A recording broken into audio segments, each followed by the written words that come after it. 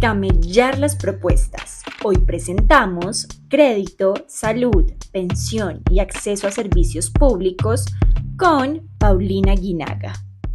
Muy complacida de estar hoy con ustedes y espero que este no sea el único espacio que tengamos en Camellar las propuestas.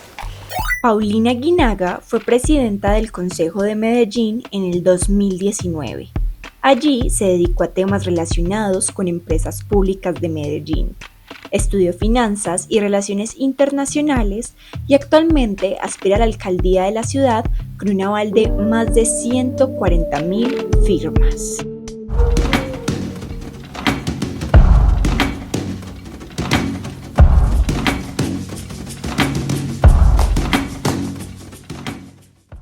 Hay, distintas maneras de medir la informalidad.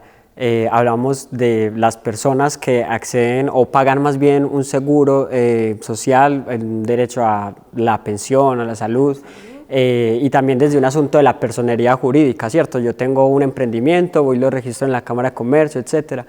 ¿Cómo entiende usted la informalidad? Bueno, lo primero que hay que decir es que informalidad no es sinónimo de ilegalidad.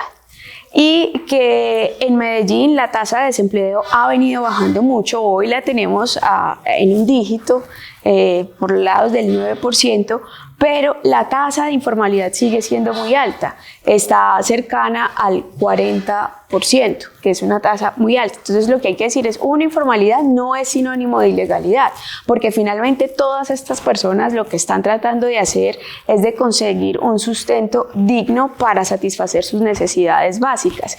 Y en ese orden de ideas, como tú lo mencionabas, pues hay que distinguir esos emprendedores que quieren tener ya una personería jurídica como tal para participar en ciertos procesos de contratación, que eso implica también grandes responsabilidades en términos tributarios y demás, y el emprendedor que puede que no esté interesado en eso, o el informal, pero que sí sería de gran ayuda poder estar cotizando al sistema de seguridad social.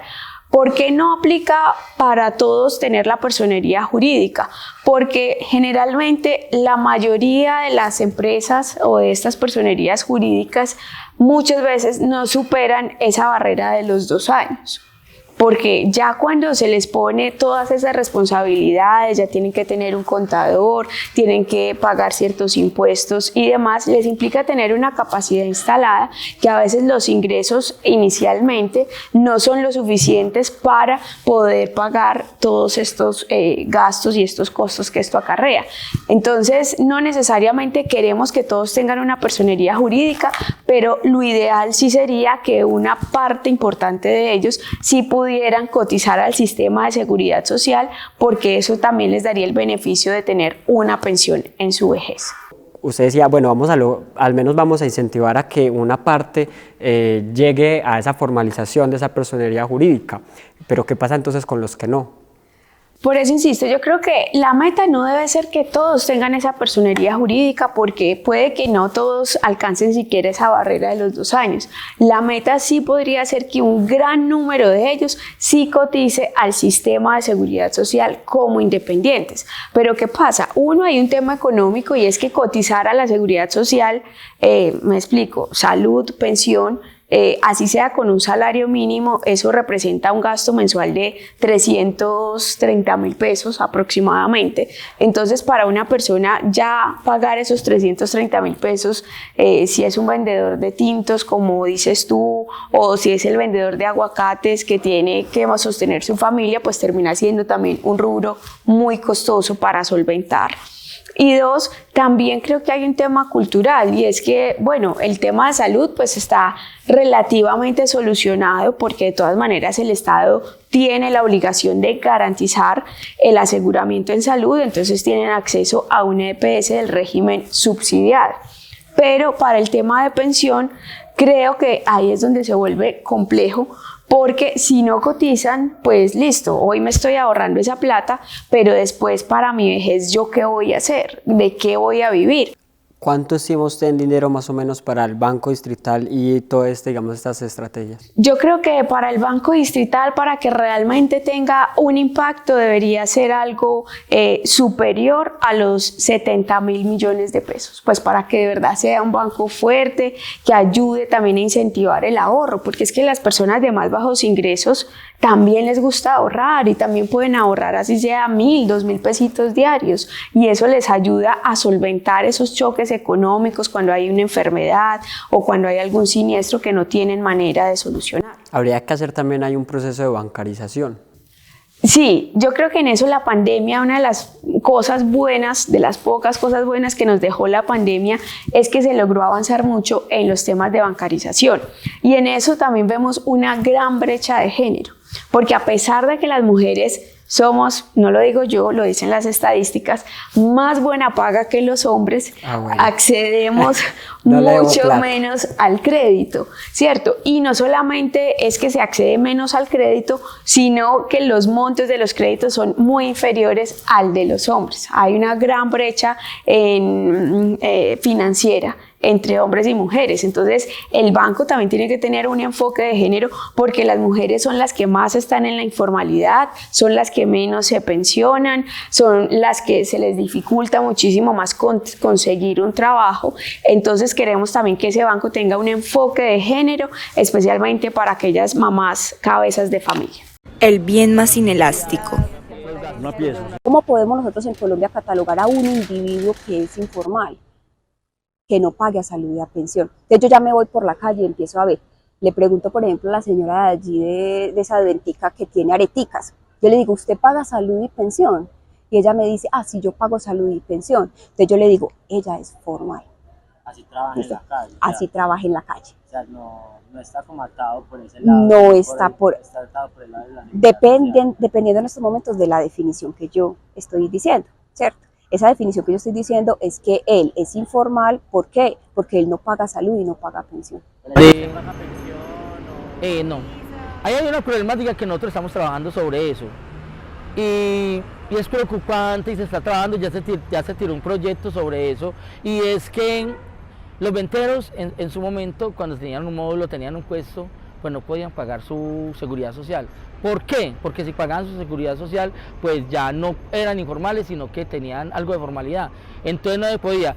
Entonces yo pensaba algo, si un ventero informal, digamos que lleve 22 o 25 años, como hay venteros que llevan eso, hubieran pagado independientemente de su seguridad social, estarían en estos momentos esperando su pensión, viejitos que ahora tienen su edad para ya pensionarse, pero nunca lo hicieron por miedo a que les quitaran el puesto, que los sacaran de las calles, y muchos venteros están acostumbrados a trabajar en las calles. ¿Cómo lograr que los venteros ambulantes y las economías populares migren en realidad hacia la formalización del mercado?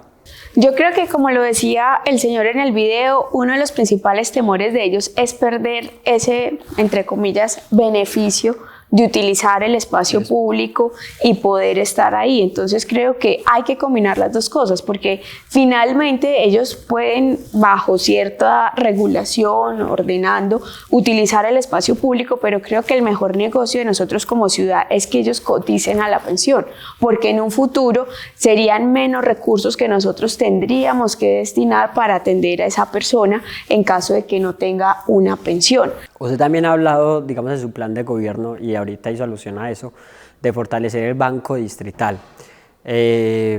¿Con qué objetivo, en primer lugar, y digamos, de qué manera va a poder la gente acceder a los créditos y, como usted decía, raptarle la oportunidad a los pagadiarios? Pues mire, yo creo que finalmente nuestra competencia serían los pagadiarios, y ellos han evolucionado mucho en su modelo de negocio. Ya incluso es ahí los tendrían préstamos, pues de claro, experiencia ya hay una diferencia grande. Sí, total, pero ¿cuál es la idea? Poder descentralizar el banco, poder incluso en conjunto con instituciones financieras, cooperativas, tener un fondo de capital de riesgo para prestarle también a aquellos emprendimientos que sean riesgosos o a aquellas personas que estén reportadas y que podrían ser de difícil recaudo, porque finalmente si no logramos llegar y permear esos sectores que son los más necesitados, pues no tendría sentido inyectarle este capital. Entonces tiene que ser un banco ágil, descentralizado y muy flexible en las modalidades de los créditos. Por ejemplo, el pagadiario le permite a usted estar abonando o semanal o incluso diario el pago de intereses. Hay gente que se le dificulta ese hábito del ahorro, pero si usted le recibe la cuotica, va pagando y va saldando sus deudas. Entonces creo que en eso también tenemos que ser muy innovadores, porque no podemos permitir que el pagadiario siga en los diferentes barrios, porque termina siendo una trampa de pobreza. En su plan de gobierno propone elaborar e implementar una política del reordenamiento del espacio público. ¿Qué significa eso? Primero, no es atropellar los venteros ambulantes, pero sí creo que hay que ponernos de acuerdo en algunos temas, porque tenemos que considerar los formales y los informales. Entonces, por ejemplo, el que tiene un local y hay una persona informal que a todo el frente le monta la competencia a otros precios, pues esto no es sano ni para el uno ni para el otro, y también está generando un muy mal ambiente. Entonces creo que en ese sentido se trata. Hay zonas en las que definitivamente no podremos tener ventas. Por ejemplo, hoy si uno va al centro, casi que uno ve el carril del tranvía de Ayacucho invadido por ventas. Entonces creo que es organizarlas a un lado o al otro.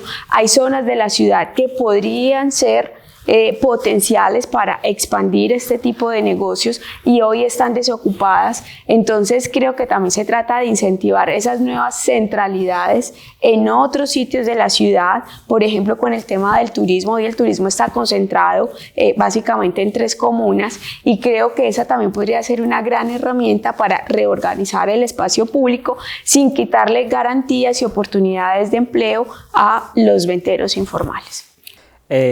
No quiero que nos vayamos sin tocar el asunto del agua potable, porque digamos es algo en lo que usted también ha estado inmersa en la discusión del debate público en la ciudad, y hablábamos ahorita antes de empezar la entrevista.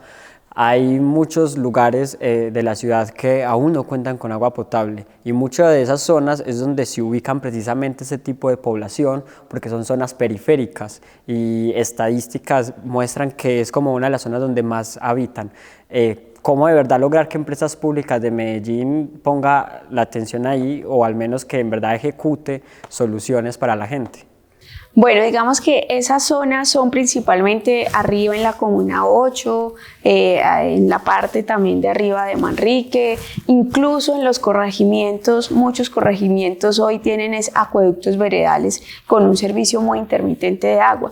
En mi caso particular, yo he sido muy crítica de que EPM tenga esa doble moral, los conecta con la energía a través de un contador prepago, porque esto no lleva grandes inversiones, es simplemente poner un poste y conectarlos con unos cables, pero al momento de que se les solicita el servicio de acueducto y alcantarillado, como ya las inversiones son mucho más altas, entonces ahí sí dicen, no, es que usted está ubicado en una zona subnormal, o en un barrio de alto riesgo que no está legalizado. En algunos casos es alto riesgo, pero es mitigable, y aún así no hacen la inversión. Yo creo que la prioridad tiene que ser que EPM pues valga la redundancia, priorice sus inversiones en Medellín, garantizando el acceso universal al servicio de agua potable y de alcantarillado, porque en últimas hemos visto que con los recursos nuestros se han ido a invertir al exterior y a otras partes de Colombia a pérdida en negocios de agua, y que terminamos nosotros subsidiándole servicios públicos a extranjeros e incluso a los costeños. Listo, muchas gracias Paulina por estar con nosotros, camellando las propuestas con el apoyo del sistema de medios de la urbe. Esto fue Camellar la Ciudad. Muchísimas gracias, esperamos que le vaya muy bien. Muchísimas gracias, Mateo.